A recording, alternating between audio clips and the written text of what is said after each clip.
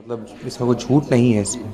वो उन्होंने स्टेटमेंट्स बोले हैं और वही लकीली उस टाइम में रिकॉर्ड भी हो रहा था, तो ऐसा उसमें कोई झूठ नहीं है इसमें।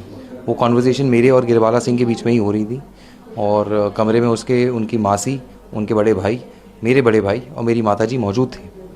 तो ये इतनी इतनी तरह की उसमें बातें की गई, तो इससे क्या मतलब क्या लगातार कैरेक्टर पे बात की जा रही थी, बहुत सारी बातें उसमें निकल कर सामने जी, आई। आपने भी वो ऑडियो टेप सुना होगा, तो मतलब बहुत ज़्यादा ही कुछ गंदी गंदी बातें बोली गई थी जो मेरे समझ से परे थी उस समय, और मैं उनको उसी समय चैलेंज कर रहा था।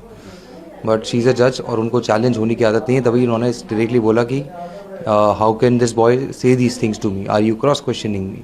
तो उनको मैंने यही समझाया कि मैं किसी अपने अहदे पे स्तर पे आपसे नहीं बात कर रहा हूँ, ना आप अपने अहदे के स्तर पे आप आपसे बात कर रहे हैं।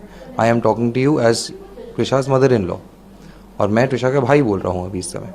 तो ऐसा मैं आपको चैलेंज नहीं कर रहा हूँ, it's a normal conversation that we are having and I wanted to know her opinion on it, जो कि उन्होंने क्लियरली अपने व्यक्त किया कि she stand by all the question that she has asked and she finds nothing wrong in it. That was very surprising. इससे पहले अब उनको गिरबाला सिंह को अग्रिम जमानत मिली, अब उनके बेटे के लिए वो हाई कोर्ट पहुंच गए हैं जमानत के लिए, अग्रिम जमानत के लिए, क्या कहना चाहेंगे? फिर फर्स्टली जो उन्होंने मजाक बना के रखा है बाय स्टेटिंग कि वो अपने लीगल राइट्स एक्सप्लॉइट कर रहे हैं, she has gone on record to say this. तो ये लीगल राइट्स क्या सभी को होते हैं जिनके ऊपर उन्होंने जजमेंट पास भी किया है, जिनकी उन्होंने बेल खारिज करी है एज अ जज हर सेल्फ, क्या उनसे भी वो यही एक्सपेक्ट करेंगे कि वहाँ से भगौड़े हो जाएं?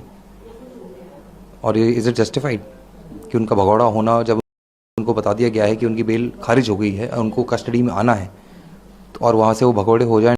She her self is